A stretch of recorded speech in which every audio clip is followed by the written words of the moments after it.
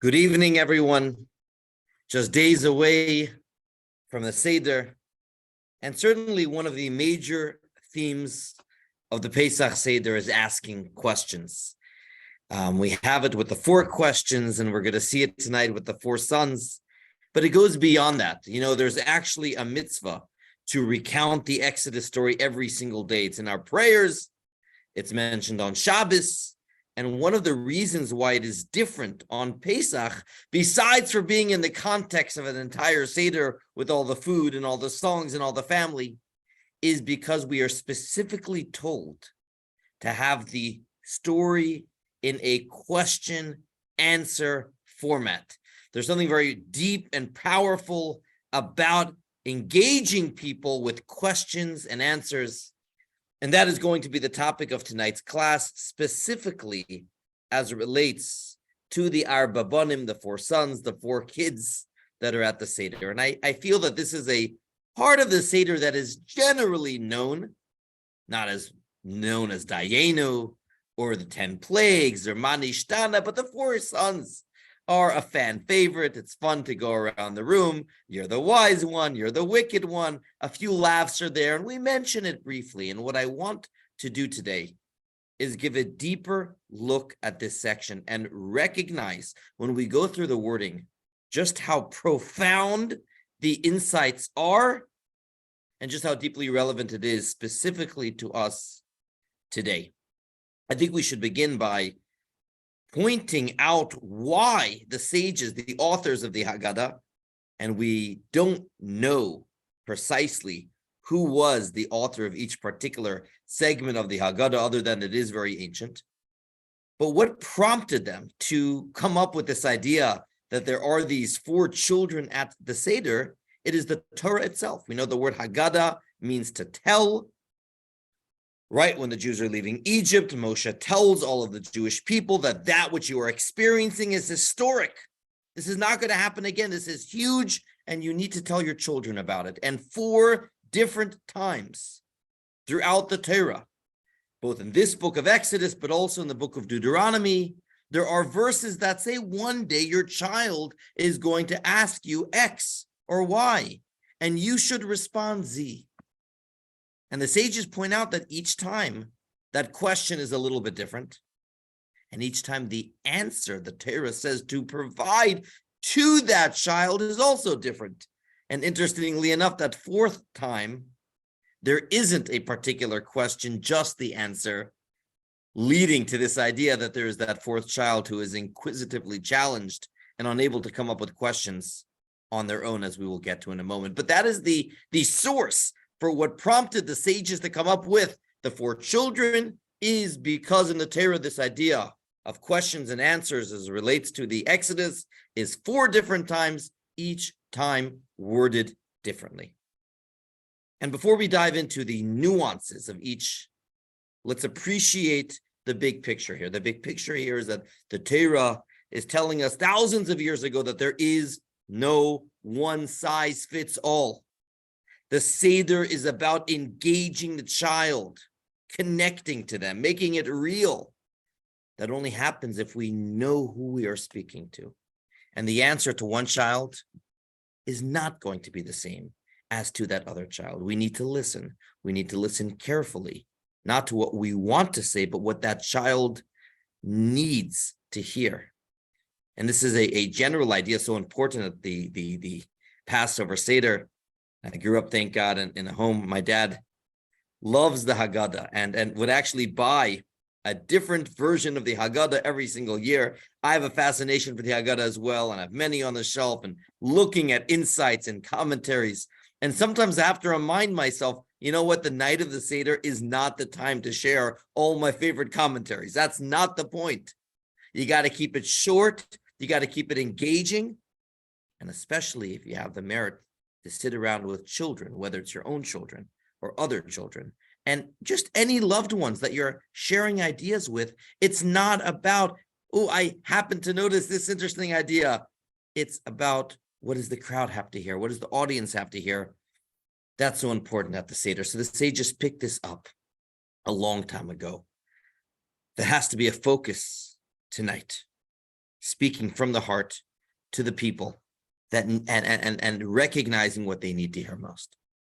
Now let's dive in to these 4 children and appreciate the nuance behind the wording for each.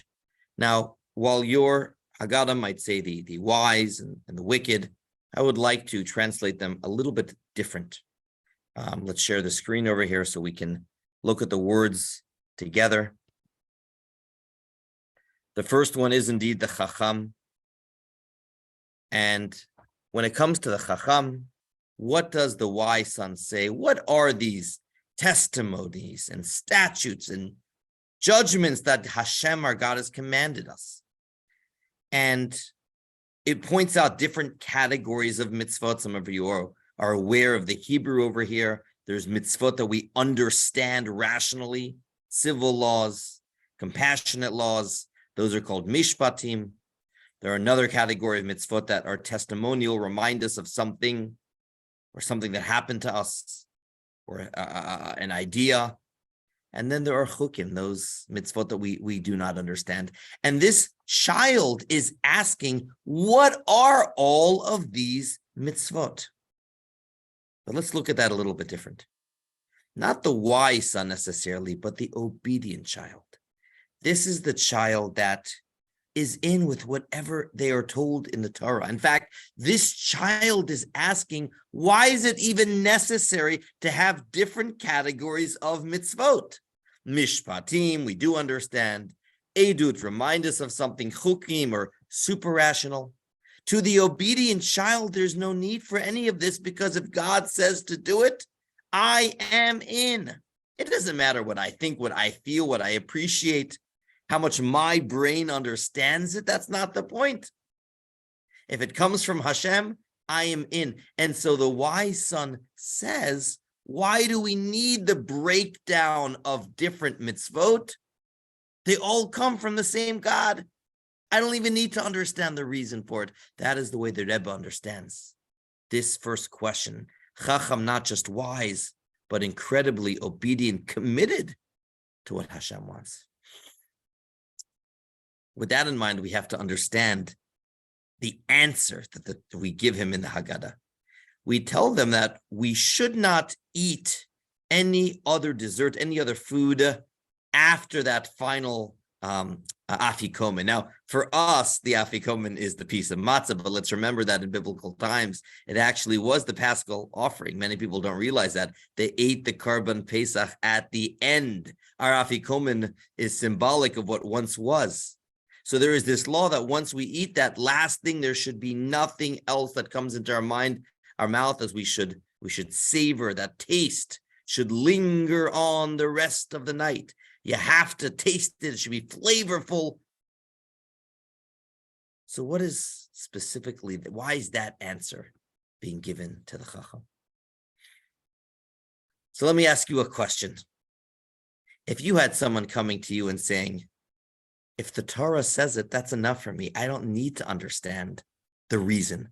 I don't need to know differences between different types of mitzvot. It's the same God. That's enough for me.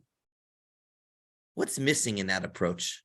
What could be lacking? What could be problematic? How beautiful is it to have a child that is willing to do mitzvot? So there are a number of challenges. I think, first of all, Hashem gave us a brain. We're not supposed to suspend thinking. We're supposed to utilize our brain, recognize its limits, of course, but to utilize it in our pursuit of being in a relationship with Hashem. That's A. But I think B is that while we may go through that stage in life, we often go through other stages as well. And if our commitment to Hashem is only based on the faith that is beyond rationale, what will happen on those days if the faith gets a little shaky? Boy, is it good to have backup, that it also makes sense, that we also appreciate, we can understand it, we can explain it, it resonates with us in our kishkes all over, not just in our soul, in our hearts and in our minds. That's A. And B is, I think it would be awfully hard to influence, to explain to other people the beauty of Torah and mitzvot if we don't have the ability to explain it, articulate it intellectually, emotionally. And so the answer to the committed son, is, Boychik, it's beautiful that you have that perspective, but even you need to appreciate the flavor of a mitzvah, the flavor, the enjoyment of learning Torah, not just because your soul appreciates it, because your body and your heart appreciate it. It's interesting that in Hebrew, that word for flavor, ta'am, the taste of something, is the very same word for the reason for something. Because when you have reasons for why you're doing something, that same idea becomes so much more flavorful. So again, the first child is obedient, the goody-goody. It just wants to do what Hashem wants. And we tell that child, that's beautiful. But even you, I'd love you to up your relationship with Hashem to include ta'am, to include taste and reasoning as well. Let's move on to the second one, the most challenging of all, the Rasha. And while often it's translated as the wicked child, I prefer to translate it as the rebellious child. And you look at the words of the Haggadah, the Rasha asks, Ma'avoda zot lachem, what are you guys doing this for? You can imagine somebody at the Seder, what's this all about? Let's get on with the food already. Going on and on about the story and the plagues and Hashem's delivering us. What's this all about? Maybe I don't even believe in it. Challenging, rebellious. And here's where the answer in the Haggadah, right when you read it, you know there has to be so much more to it. As I mentioned earlier, the Haggadah is introducing this idea that every child needs an answer that relates to them. What does it therefore mean when we look in the Haggadah and it says you should blunt their teeth? Someone asks a question and they should get punched in the tooth for asking a question. We know that's not what the Haggadah means. And it continues that since they are excluded from everyone there, they are actually denying the foundations of our faith. Let's see those words inside, actually. Very powerful. Since he excluded himself from the collective, he denies a principle of Jewish faith, and you should blunt his teeth. Let's try to understand what that could mean. Unfortunately, we know this too often. We meet people who have challenges, who feel that it seems like they're angry. And they come with an angry question. Maybe it's about God. Maybe it's about Judaism, about a teacher they had, about Torah. And when we're not on our A game, we're not thinking things wisely, we do the knee-jerk reaction. What is that? Someone asks a tough question, a biting question, a poisonous question. I'll show them. I'll come back and give them a challenging response. They give a punch this way, I'll give a punch that way. They challenged me, I'm going to challenge them. They try to put me down, I'll put them down and show them they don't know what they're talking about. We know how easy it is to do that, and yet we also know how ineffective it is. It doesn't end up doing anything. Again, this is all about understanding where that person is coming from. You know, one of the things I've learned as a rabbi is so often, when people have theological questions about Judaism and are challenging, they may be couching that in theological terms, but it's not really a theological problem at its core. It comes from something hurting inside. It began with an emotional issue that right now is expressing itself also in theological terms, but that's not how it began. It began from a painful experience or a negative teacher, God forbid, or God forbid, something that happened in the home, or abuse, or who knows what, but there was things in their life that turned them off from this experience. That's the pain. As my mother-in-law once said, hurt people hurt people. This is a child who is hurting, and therefore they're screaming. The Haggadah says, blunt their teeth, recognize that it's not a real bite. That isn't the real them. That's not the them who is talking. It's a child in pain who's talking. And often some of the most sensitive, most special neshama souls, for whatever the reason, go through challenges and go through pain. And what comes out isn't always pretty. And it's the job of the parent or the educator, the teacher, the friend to recognize that and to realize now, looking at the words of the Haggadah a little bit differently, what's the reason why they are denying the essence of our faith? Because they are excluded in the community, because they never felt they belonged, because they never felt welcome. They were chased away. And that is why they ask the questions. Perhaps if they did feel welcomed and loved and understood and validated, they wouldn't be asking these questions. And our job, therefore, is to make this child welcome, loved, understood, embraced at the Seder. We put this child next to the wise one, the obedient one. You ever wonder about that?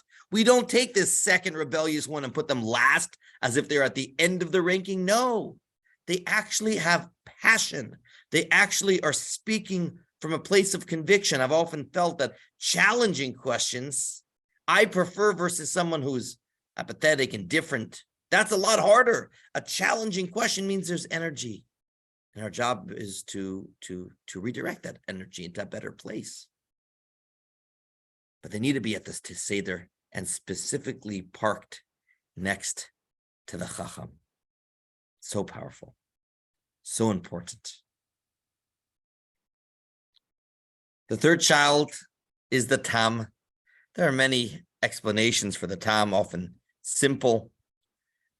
We'll use a more simple interpretation right to now. The Tam says, Mazot, what is this all about? Not a sophisticated question. What are y'all doing here?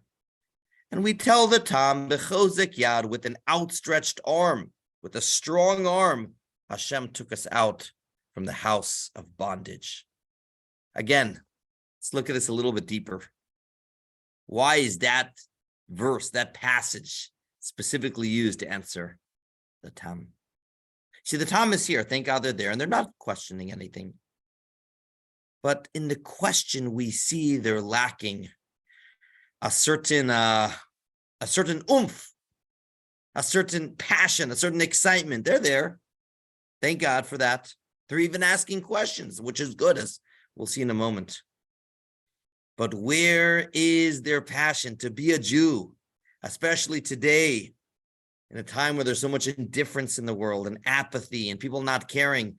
You need to go the other way around. You have to be full of warmth, of energy, that things matter to you. So we tell this boy, Bechozek Yad, Hashem took us out of Egypt with an outstretched arm. Chazak. How can we put some of this chazak into that child? And that's the job of the educator, the parent. Thank God they're sincere, they're asking questions. But how can we light an excitement in that child? That's a difficult question, and that is our job that night. And finally, we come to the last one, She'ena Yodea Lish'ol. And sometimes people misunderstand this to mean they're too young to ask questions. I don't believe that's the only interpretation of the Haggadah, that they're too young, they're not able to speak yet. Oh, they can speak. But Eina Yodea Lish'ol, they do not know how to ask questions. We know that word knowing in Hebrew. Da, dat, yada. It doesn't just mean the person is incapable of articulating a question. Dat is a applied knowledge. Dat means something matters to you. And Adam knew Eve. It means he knew her intimately. They connected deeply.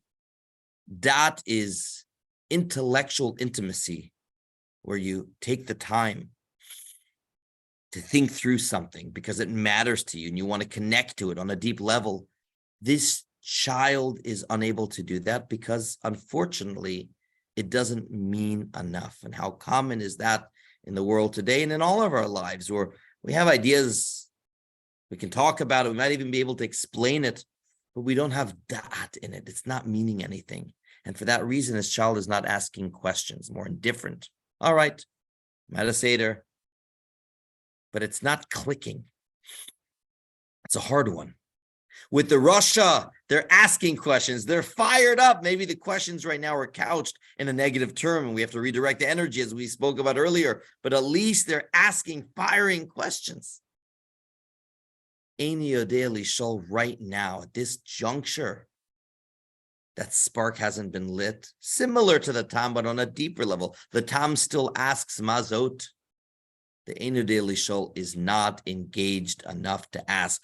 What a central idea in the Seder, that the lowest of the four is not the one that's asking rebellious questions, but the one that is not engaged enough to ask. So let's see what verse the sages chose to respond to the Eini Yodea Lishol.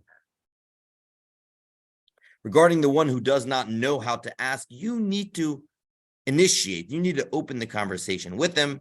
As it says in Exodus, you should speak to your son on that day and say, this is what Hashem did for me in going out of Egypt. This is what Hashem did for me. The verse is precise. There's a reason why it chose this verse for the Eini Yodea Lishol, the one that is not engaged enough, caring enough to ask. When someone is not connecting to an idea, the best method we have to make them care is not going to be by sharing all the fascinating explanations of the Haggadah, give them a lecture, give them a sermon, speak to them. No. If you want them to care, you need to show why you care about it and speak from the heart, speak vulnerably. Say, you know what, I understand why it's hard for some people to relate to a story that happened thousands of years ago. Let me tell you what Egypt means to me in my life. Let me tell you what my personal Pharaoh is that's restricting me from being who I am. Let me tell you why I think it's important to be Jewish, why the world needs Jews. Speak from the heart. This is what Hashem did for me, not for my ancestors thousands of years ago. That probably is not going to do it. If you want to have a shot at making the person Yodea, knowing, connecting to this idea, make them feel how it connects to you. And so there we have it. 4 different children at the Seder, each needing something else. The Chacham needs to be spoken to. Sometimes the Chacham doesn't get the attention because they already know everything. Well, we should spend time on them. They're already excelling. And the Haggadah says we spend time with them and we show them that even though they're already obedient, they can up their game by having this deeper connection through more flavor. And to the Rasha, we make them included. We say this Seder is for you as much as everyone else. It's so amazing to see you. At least you're at the Seder, as the Rebbe pointed out. There's a 5th child that isn't at the Seder. At least you're at the Seder. Come, talk. And you listen and you validate. You show compassion. You make them feel included. The Tam, you have to light a fire under their belly. They're asking Mazot, and you have to tell them Chozek Yad, and you have to think how to do it. And finally, the Eini Yodea Lishol doesn't know how to ask. Your job is to show relevancy. And how do you show relevancy? How it matters to me. So this is what we all have to do at the Seder. And as we go through history, we have all sorts of these 4 children, and sadly, even the 5th child who's not at the Seder. And it's our job, it's incumbent upon us to reach out to all of the children. They don't have to be only children in age, but in their Jewish journeys, and make them know that they're needed at the Seder table and that Judaism is relevant for them. And I'll finish with one last teaching of the Rebbe that I've always found very meaningful. There's an interesting law about the Paschal offering. Remember, for thousands of years, when they did the Pesach, it wasn't just the Seder and the Matzah and the Mar, but there was the lamb as well. And it says that you have to eat the lamb bevayit echad, in one house. The whole Seder, biblically, you got to do in one house. You don't go Seder hopping. I mean, you can finish your Seder and go to another Seder, but you can't do Kaddish in one house and Orchatz in another house, Matzah in one house, Mar in another house. It has to be in one sitting. That is the halacha. So much so that the Talmud says that if someone is at a Seder and in the middle they fall asleep, I guess that was something that happened back in the day as well, not only today. It says when they wake up, they got a problem. It's no longer considered the same sitting. And therefore, even if they were already up to matzah or maror, it's a problem here. Reset. Kiddush all over, cup number 1 again. Now you may say, really? Oh my goodness, people fall asleep at Seders all the time. I've never seen anyone do that. Is that really what some people do? So the Talmud has an interesting asterisk condition there. When do we say that if a person falls asleep at the Seder, they have to start all over again? That is only if there's nobody else at the Seder, either eating alone or everybody else fell asleep at the Seder as well. If everybody fell asleep, you have to start all over again. I can't imagine such a situation. A lot of people falling asleep, maybe, but everybody, even the one leading the Seder. The Talmud says if there's at least one person up at that Seder, then when you wake up, you can continue where you left off, because it's the same Vayit Echad, it's the same sitting. It's the same sitting. This is a law. It's a literal law in the Talmud, in Jewish law and halacha. But the Rebbe said that how every single mitzvah and every law has both a body and a soul. That's the body. What's the soul of this mitzvah? And we'll finish today's talk with this idea. Seder is not just something we have once a year. Seder is symbolic of the Jewish journey throughout history. The Exodus was our story as a people. Jewish history is like one long Seder. Midar Ladar, generation to generation, we, Jewish people, are on a mission. Each next generation is not like another link in this glorious chain. More than 100 generations going back to Mordechai, Moshe, back to Abraham and Sarah, 100 generations. Think of a chain, one after another, 3,335 years. Hashem has a mission for the Jewish people, to be a light amongst the nations, to live an elevated life, holy people through a life of Torah, mitzvot, 613 mitzvot that relate to every single area of our life, to be the spiritual ambassadors to the rest of the world. This is our mission, but as we know, sometimes, sadly, it's easy along the way to lose track of our mission, to fall asleep at the Seder of the Jewish experience. And we've seen Jews who, for whatever the reason, sometimes it was anti-Semitism and persecution, other times it was lack of education. Judaism was never relevant to them, not for today. But sadly, they started grazing in other pastures, other isms, other interests, other hobbies. Yeah, they were Jewish. They knew they were Jewish. But sadly, it no longer defined their existence. Torah was not something they studied. Mitzvot was not an everyday part of their life. It could even come to a point, sadly, when even literally, they are that fifth child who is not at the Seder, not pursuing other interests. And here comes the incredible law that, yes, it is true that if somebody sadly falls asleep, is no longer active, conscious presence in this Jewish experience, you would think they're no longer part of the picture.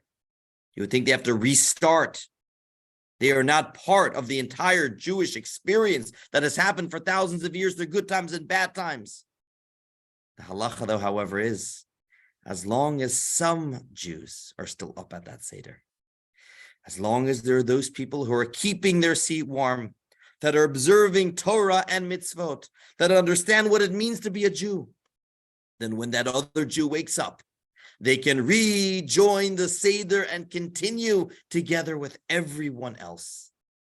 So for all those listening to this class and are lucky enough, fortunate enough to cherish their Judaism and understand how much it means to us, you should know that our job is also to reach out to someone else who may not be at a Seder and try to bring them to a Seder. And God forbid, even if they're not at the Seder, we are keeping their place warm. And we'll never give up on any Jews that, for whatever the reason, right now are not engaged enough to ask questions, not engaged enough to care. We know the neshama, the soul is there, the Jewish soul is there. It's only a matter of when it's going to come out. But we'll keep the seat warm. And we will have the belief that the neshama is there. It's like you have the candle and the oil is there, the wick is there. It's just a question of what is going to be that spark that ignites that neshama, where they will join the Seder and we will truly be together, one people, Am Yisrael Chai, Chag Sameach.